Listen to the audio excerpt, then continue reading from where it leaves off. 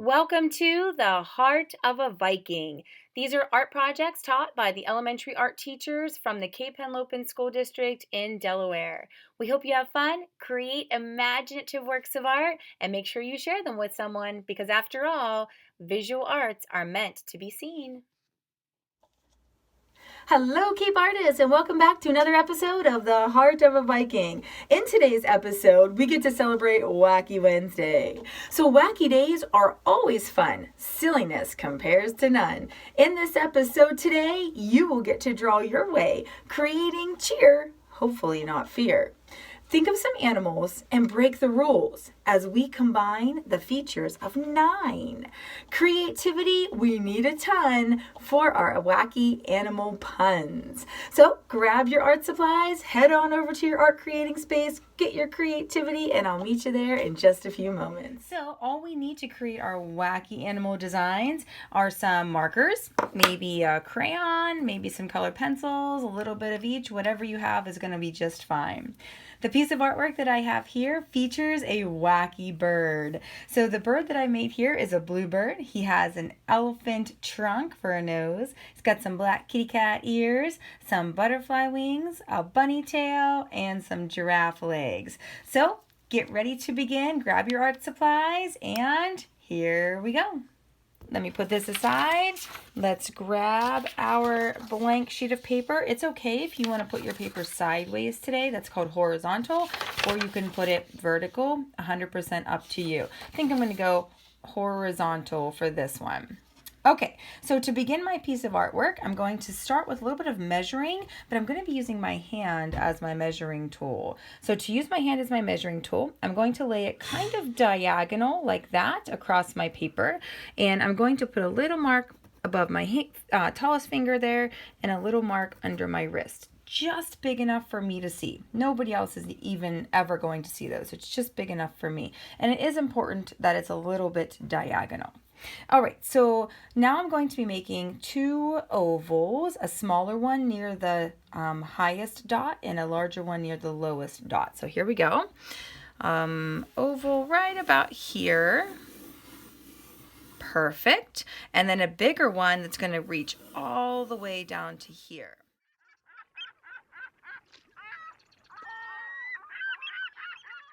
All right, so now that I have my 2 ovals, that's going to be the body of the bird, and everyone's going to have a bird as their base. The reason is because it's springtime, and I've noticed so many birds are flying back into our area. So having the bird body kind of honors them.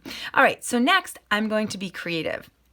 I've already thought of some animal features that I would like to add to my bird that aren't normally on a bird. You can use mine or you can come up with your own. I'm actually super excited to see what kind of animal features you come up with to add to your bird's body. All right, so to this bird, I'm going to add a sea turtle face.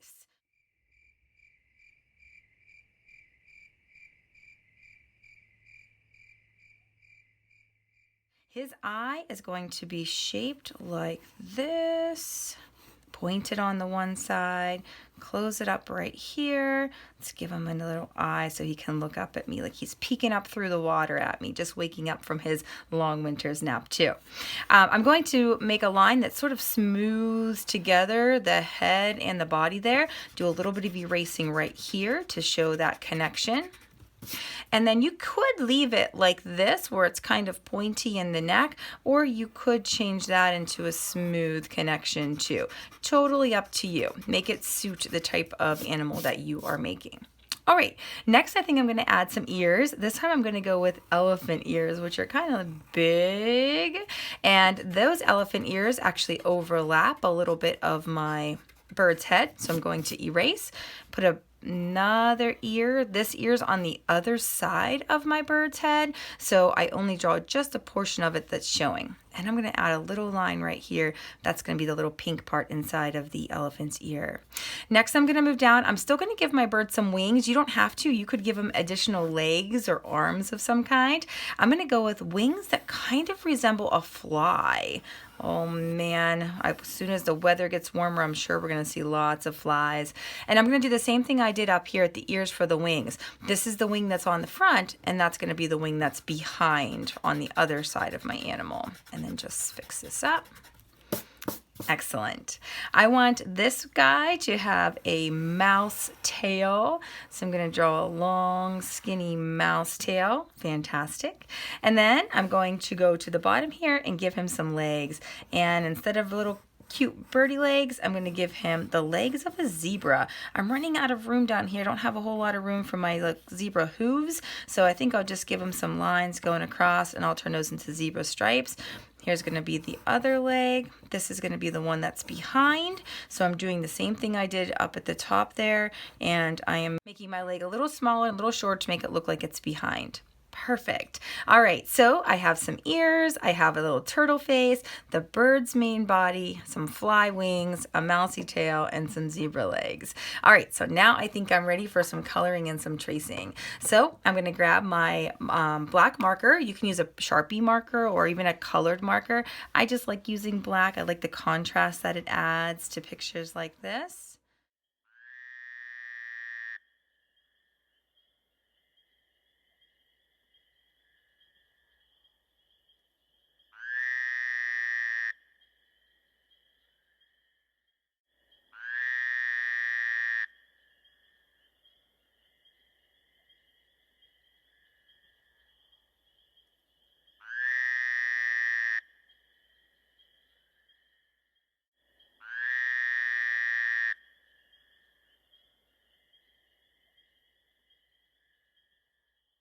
All right, excellent. So next I'm going to work on coloring my animal. I'm going to make the colors realistic. That's a great art word to know and to use. So realistic means as true to real life as possible. So I'm going to start with red, and I want the red to be for a red bird, like a cardinal. And the only part of my bird here that is really mostly just the bird is going to be the body. So I'm going to color this in. You can use whatever coloring tools that you have, crayon, colored pencil, markers, combination of each one, whatever you have will work just fine.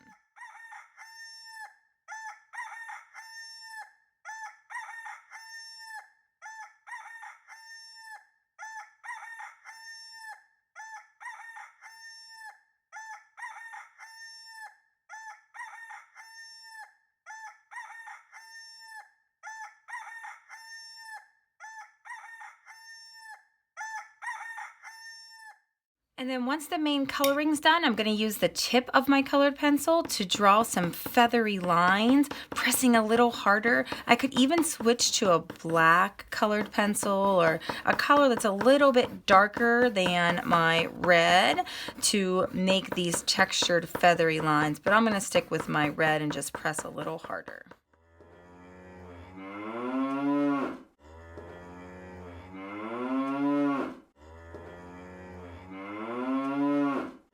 Fantastic. All right, so now I'm going to switch to my little turtle face. So I'm going to switch to green and color my face of my turtle.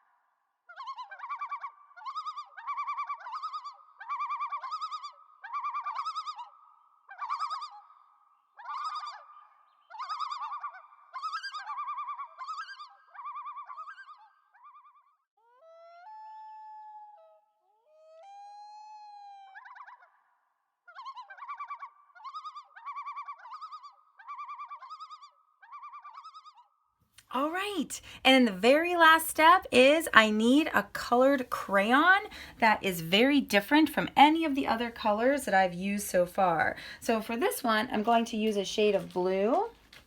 And I'm going to be coloring the background, and I'm going to be using a sort of shading technique, not pressing too hard, pressing a little bit softer.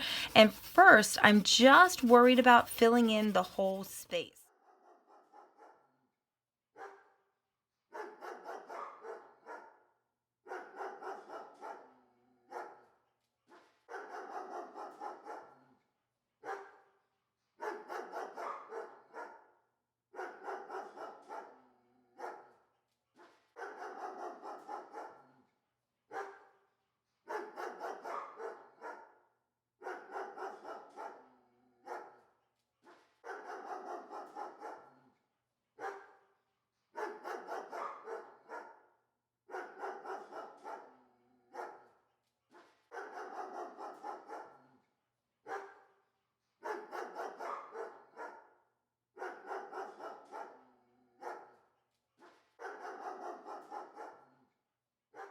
Okay, and then just like I did around the inside of the body with my darker shadow, I'm going to stick with my blue crayon, pressing a little bit harder. I'm going to do the same thing on the outside of the animal, making it a little bit darker up against the animal, and then feathering it out, gently coloring it away.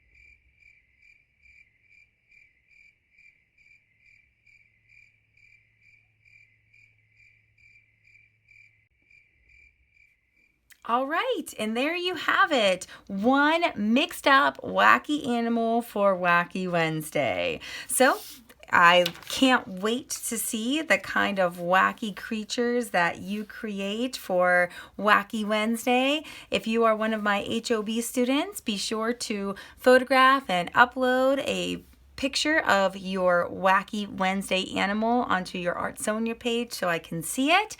Everybody else, I hope you have a great, fantastic rest of your day, and I'll see you back here next time at the Heart of a Viking.